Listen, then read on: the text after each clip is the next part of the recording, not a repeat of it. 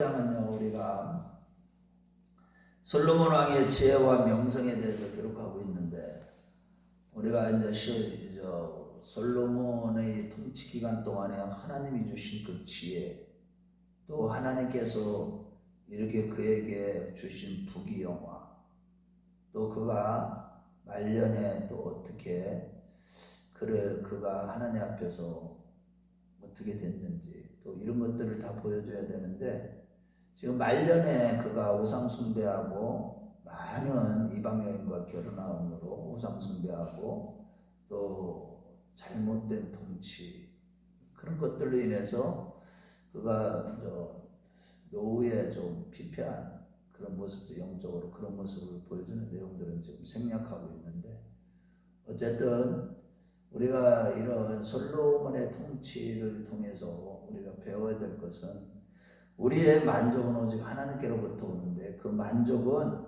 오직 하나님의 말씀으로 말미암는 우리 영혼의 안위, 그것이 주어질 때 진정한 만족이 있다는 거.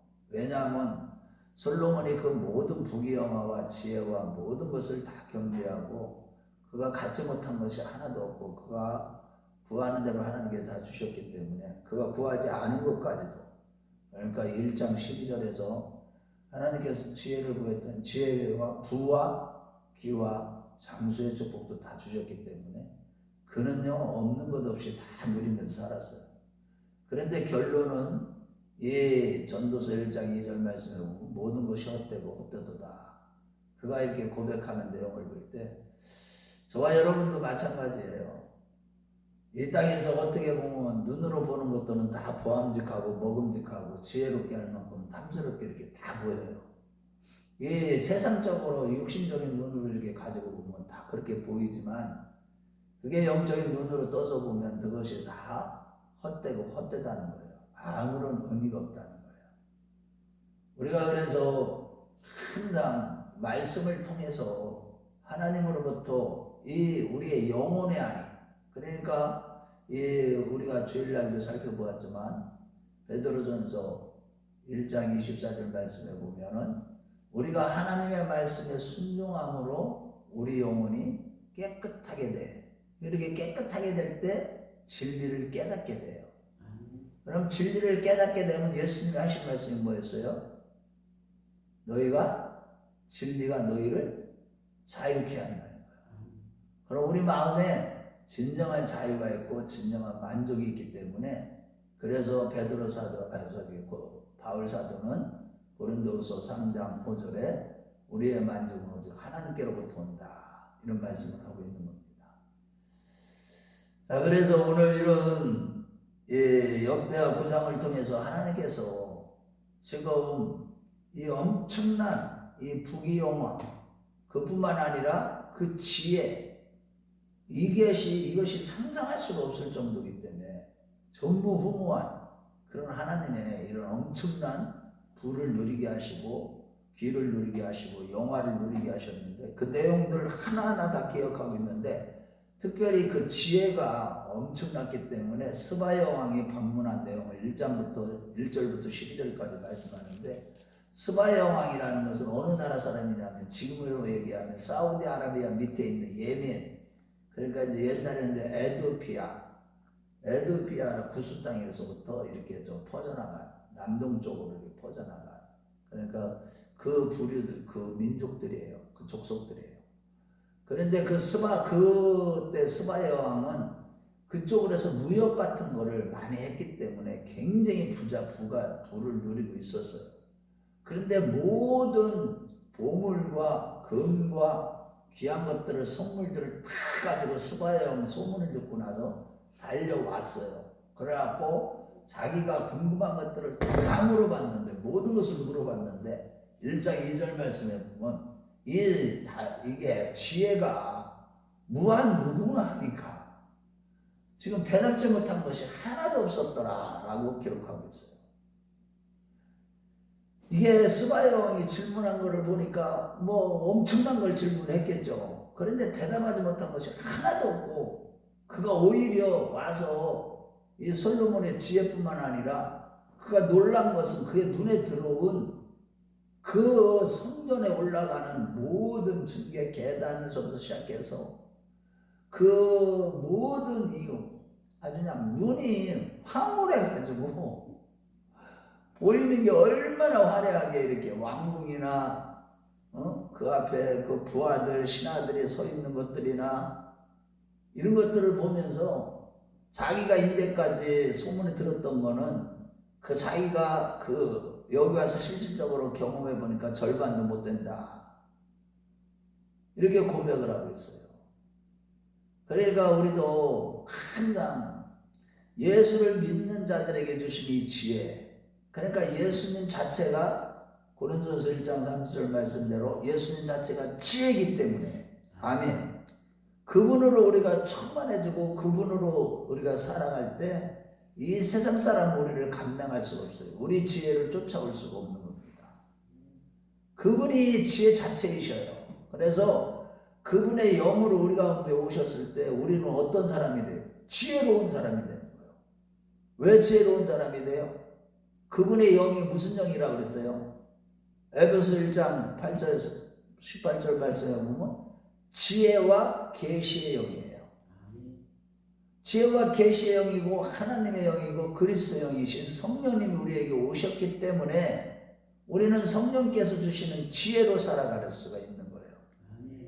그래서 항상 말씀과 기도로서 깨어있는 자들은 지혜로울 수밖에 없어요. 삶을 살아갈 수 있는 방법을 다 아주 하나님이 원하시는 아주 지혜로운 삶을 살아갈 수가 있는 겁니다. 그래서 이 말씀을 우리를 지혜롭게 하고 아주 그냥 우리로 하여금 하여튼 이 말씀을 통해서 우리로 하여금 모든 것을 다 알게 만드시는 거예요. 그러니까 이게 그래 시편 기자인 다윗은 그래서 시편 19편에 가보면 우리 영혼을 소생케 하고 하나님의 말씀은 우리를 지혜롭게 하고 우둔한 자로 지혜롭게 하고 지식을 갖게 만들고 다 갖추시는 거예요. 말씀을. 그래서 우리가 말씀의 영 성령으로 충만함 받아서 우리가 살아가면 수많은 사람들이 우리를 부러워하게 되고요. 우리를 통해서 우리 안에 계신 예수님으로 말미암아 그들에게 모든 것들을 우리가 가르칠 수 있는 능력을 다 갖추게 되는 거예요. 세상 지혜를 가지고는 감당할 수 없는 것들을 하나님의 지혜인 이 성령으로 말미암아 우리는요 모든 것을 다 할 수가 있는 거예요.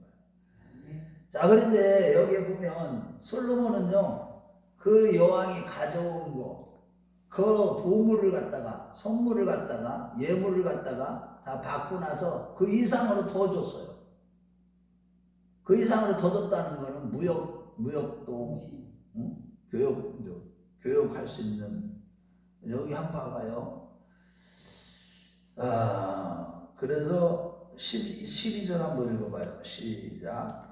솔로몬 왕이 스바야 왕이 가져온 대로 당례하고 그 외에 또 그의 소원대로 구하는 것을 주니 이에 그가 그의 신하들과 더불어 본국으로 돌아갔더라. 그러니까 하여튼 이 스바야 왕은 이 솔로몬에게 와서 지혜도 들었죠. 자기가 예물 드린 것보다도 더 많이 또 받아갔죠. 또 무역도 다 이렇게 열려졌죠. 복 받았고 돌아간 거예요. 그래 복 있는 자를 만나는 게 복이에요. 아멘 하세요. 그 복 있는 자를 만나는 게 복이에요. 아멘. 영적으로 깨는 사람, 나 요번에 이제 이런 분들을 요번에 하나님께서 그렇게 만나게 하셔서 만나니까 이게 요번에 가서는 진짜 가히 들을 수 없는 말씀까지 들었는데 왜 다 구체적으로 말씀을 하시더라고요. 이제 때가 됐다. 너무 황당한 말씀을 너무 많이 들어가지고 인데까지 이런 말씀을 들은 사람이 없나 봐. 그분도 놀라셔. 어쨌든 하나님이 다 하시는 거예요. 우리가 하는 건 하나도 없어요.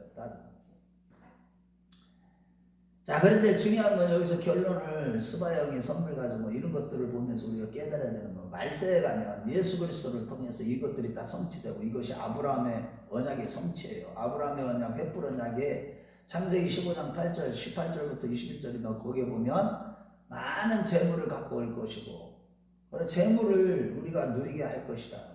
그 예언의 말씀이 성취면서 이사야 선지자나 예레미야 선지자나 에스겔 선지자에게 주신 예물, 이 말세 예루살렘, 영적인 예루살렘 우리 믿는 자들, 그 교회에 예물을 이방인들의 모든 예물을 가지고 돌아갈 것이다. 우리 한번 이사야서를 먼저 보겠어요. 이사야서 60장 한번 보겠어요. 이사야서 60장 6절을 한번 보겠어요.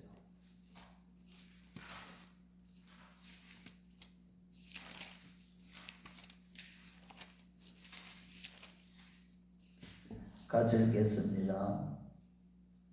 시작. 허다한 낙타 미디안과 에라와 어린 낙타가 내 가운데 가득할 것이며 스바 사람들은 다 금과 유향을 가지고 와서 여호와의 찬송을 전파할 것이며 1절부터 6절까지 다 4절부터 특별히 6절까지 얘기하고 있는데 다 모든 예물을 다 새 예루살렘 그러니까 우리 교회를 얘기하는 거예요. 교회의 말세에 하나님께서 전부 다 예물을 말씀으로 깨어있고 하나님이 함께 하시는 교회 진짜 복음이 선포되는 교회에 하나님께서는 이렇게 하게 하실 겁니다. 저는 이거 믿어요. 엄청난 거. 그 재물이 다 주님께로 돌아오는 거예요. 이 세상의 모든 재물. 이게 예레미야서도 또 나중에 집에 가서 찾아보세요. 예레미야 6장 20절, 에스겔서 27장 22절 이런 데도 똑같이 말씀하고 있어요. 자, 두 번째로 이제 솔로몬의 부귀영화를 다시 한번 기록하고 있어요. 14절부터 28절까지. 여기에 보면 솔로몬의 부귀영화는 이거 여기에 이제 기록한 것만 해도 금만 세입금만 666달란트라고 그랬고요. 그러니까 한 15톤 정도 되는 거예요. 그런데 이게 세금만 가지고 그렇게 거둘 수 있나 이런 생각을 할 수 있는데 그래서 이제 신학자들은 이게 세금뿐만 아니라 그 무역을 해서 오빌의 금을 가져온 것들이 많잖아요. 뒤에도 나오지만 그뿐만 아니라 그 다음에 곡물들 있잖아요. 주변 나라 저 유브라데부터 애국강 거기까지 그 언약도 다 창세기 15장 18절에서 21절의 성취예요. 그러니까 아브라함에게 주신 말씀, 언약의 말씀이 다 이루어지는 거예요. 아브라함의 자손들 통해서 특히 솔로몬 왕을 때. 그래서 여기에 보면 금뿐만이 아니라 여기에 금도 많을 뿐만 아니라 여기 은도 너무 많고 뽕나무도 은을 돌과 같이 여길 정도로 은도 그렇게 많이 들어오고 그러니까 이게 상상할 수가 없어요. 이 부에 대한 하나님의 축복은 이로 말할 수 없게 막 부어주신 거예요. 솔로몬이. 그래서 여기 보면 저 세입금하고 그 다음에 그 무역에서 벌어들인 돈, 그 다음에 곡물들 이런 것들뿐만 아니라 주변 나라들에서 이게 수바여왕만 찾아온 게 아니에요. 여기 보면 온 열왕들 그러니까 그때 당시에 전 세계에 이 솔로몬을 아는 왕들은 그의 지혜를 듣기 위해서 다 찾아왔다고 이렇게 기록하고 있어요. 이게 몇 절에 있어요?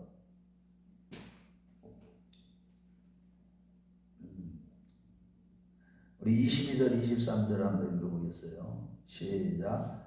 솔로몬 왕의 재산과 지혜가 천하의 모든 왕들보다 큰지라. 천하의 열왕이 하나님께서 솔로몬의 마음에 주신 지혜를 들으며 그의 얼굴을 보기 원하여 각기 예물을 가지고 왔으니 곧 은그릇과 금그릇과 의복과 갑옷과 향품과 말과 노새라. 해마다 저만 수가 있었더라. 이 엄청난 이 부귀영화가 다 주어졌고요. 그러고 그는 군사적으로도 금방패, 큰 금방패, 작은 금방패 이래갖고 300개, 200개, 300개 이렇게 만들어 놓고 하여튼 이 솔로몬은 모든 영역에서 군사, 정치, 경제, 사회 모든 지혜에서부터 하늘의 것부터 시작해서 하나님께서 다 주신 거예요. 그러고 나서 이제 지금 노년의 문제는 뭐냐? 열왕기상 10장에서 11장 말씀에 보면 노년에 타락을 해서 그의 징계를 받을 때 어떤 일이 일어나요? 그런 반역자들이 일어나죠. 여로보암은 아주 그냥 제일 나중에 여로보암은 북이스라엘 다닐 정도로 여로보암이 반역하게 되고 그 다음에 또 누가 반역을 해요? 하닷이 반역을 하고 르손도 반역을 하고 이런 내용들을 다 기록, 그걸 다 생략을 했어요. 역대기 기자가 지금 강조하는 것은 이만큼 솔로몬의 그 업적 중에서, 치적 중에서 좋은 부분만 이렇게 기록하고 있는 거예요, 지금. 왜냐하면 지금 이 역대기 기록할 때, 에스라가 기록할 때, 이 바벨론 포로에서 돌아온 그 상태에서 이 역대기를 기록했기 때문에, 역대기 이제 쓴 목적은 이스라엘 백성들이 성전을 건축하고 다시 신앙이 회복되고 하나님에 대한 열정, 그렇게 하고 그걸 빨리 성전을 또 재건축하고 이렇게 신앙을 개혁하는 그런 목적을 두기 때문에 이런 식으로 썼지만, 어쨌든 성경 전체적으로 볼 때 우리가 이제 어제 저녁에도 월요일 새벽에도 말씀드렸지만, 우리가 항상 부귀영화 누리는 것에 대해서 부러워할 거 하나도 없더라고요. 진짜 오직 예수, 오직 말씀, 오직 은혜로 살아가는 거, 이것이 진짜 만족이에요. 세상에 아무리 좋은 거 줘도 우리가 몸 아프니까요, 아무것도 아니야. 벌어놓았던 돈 대부분의 사람들이 어떻게 살다 죽느냐? 대부분의 사람들이 젊었을 때 부지런히 쌓아모아 나중에 있잖아요. 그 죄를 짓고 나서 그 병이 생기고 나면 그 병을 치료하기 위해서, 암을 치료하기 위해서 병원에다 돈 쌓아놓은 병원을 다 주고 가는 경우들이 대부분, 많은 사람들이 그렇게 살고, 요양병원에다 다 돈을 갖다 쏟아부어 놓고 그렇게 하고 다 빈손으로 가는 거예요. 그래서 우리는 항상 오직 예수로 인해서 만족할 줄 알아요. 바울 사도는 자족하기에 일체의 비결을 배웠다는 게 바로 그거예요. 그는요, 나는요, 고린도서 6장 10절 말씀이 항상 가끔마다 한 번씩 이렇게 은혜가 되는 것이, 나에게 주셨던, 그동안 주셨던 것들을 이렇게 생각을 해봐요.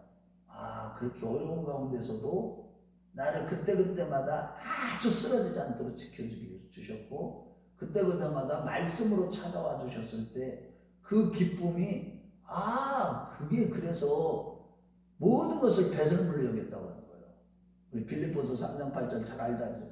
우리 주 예수 그리스도를 아는 것이 가장 고상합니다. 아멘. 네. 예수 그리스도를 아는 거, 그게 뭐예요? 예수 그리스도를 만나는 거예요.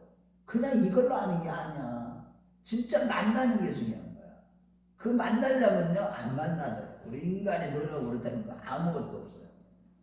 하나님이 걸어가게 하시는 그 길을 걸어가고 그 말씀에 순종해서 십자가의 도를 행하면서 살아갈 때, 손해볼 때, 억울한 일 당하고 고통 당할 때, 그러면서도 끝까지 인내하면서 견고한 믿음을 가졌을 때 주시는 것이지, 흔들리지 않는 믿음을 가졌을 때.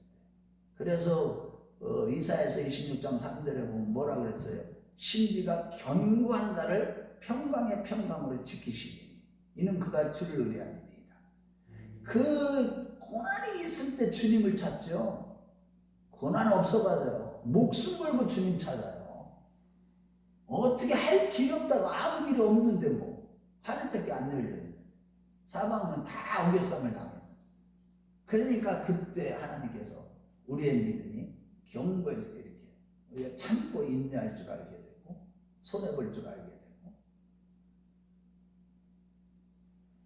악을 악으로 갚지 아니하고 용서할 줄도 알게 되고, 영혼을 사랑하는 마음을 갖게 되고, 그게 하나님의 주권적인 섭리 안에서 다 이루어집니다. 그랬을 때 하나님께서 우리에게 뭘 주시는 거예요? 하늘로부터 오는 지혜를 주시고 예수로 충만하게 해주시고, 그랬을 때 진정한 만족이 있기 때문에 바울 사도는 모든 걸 다 배설물로 여겼대. 우리 주 예수를 쓰는 것이 가장 고상함을 인함이라. 다 아는 말씀이지만 한번 찾아보고 마치겠어요. 빌립보서 3장 8절.